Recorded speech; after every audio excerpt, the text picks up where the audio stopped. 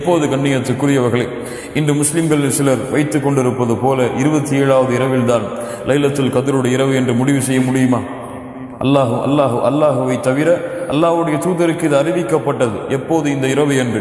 அல்லாஹ்வுடைய தூதர் இதை அறிவிப்பதற்காக சஹாபாக்களை சந்தித்த பொழுது 2 சஹாபாக்களுக்கு இடையிலே கருத்து வேறுபாடு பட்டு அவர்கள் வாதித்துக் கொண்டிருந்த பொழுது அல்லாஹ்வுடைய தூதர் ஸல்லல்லாஹு அலைஹி வஸல்லம் அந்த பிரச்சனைகளை தங்களுடைய கவனத்தை செலுத்தினார்கள்.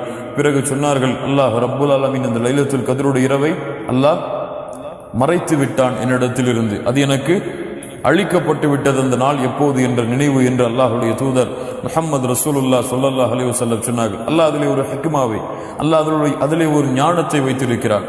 அல்லாஹ்வுடைய தூதர் முஹம்மது ரசூலுல்லாஹ் சொன்னார்கள், அது எப்போது என்றால் ஃபல்தமிசூஹா ஃபி அஷ்ரில் அவாஹிர், இந்த ரமதானுடைய இறுதி 10 நாட்களில் அதை தேடிக்கொள்ளுங்கள். இந்த ரமதானுடைய இறுதி 10 நாட்களில் அதை தேடிக்கொள்ளுங்கள். அல்லாஹ்வுடைய தூதர் ஸல்லல்லாஹு அலைஹி வஸல்லம் இரக்க குணமுடையவர்கள், அருளுடையவர்கள், எம்முடைய நிலைமையை அறிந்தவர்கள். மேலும் அல்லாஹ்வுடைய அருளை கொண்டு அல்லாஹ்வுடைய தூதர் ஸல்லல்லாஹு அலைஹி வஸல்லம் சொன்னார்கள், 10 இரவுகள் அதை விடுங்கள். தஹர்ரவு லைலத்துல் கத்ரி ஃபில் வித்ரி மினல் அஷ்ரில் அவாஹிரி மின் ரமதான். 10 இரவுகளில் உங்களால் தேட முடியவில்லை என்றால் ஒரு குழு உங்களுக்கு இருக்கிறது. இந்த லைலத்துல் கத்ருடைய இரவை அந்த 10 இரவுகளில் வரக்கூடிய வித்ர் ஒற்றைப்படை இரவுகள் 21, 23, 25, 27, 29 இந்த நாட்களிலே நீங்கள் அதை தேடிக்கொள்ளுங்கள்.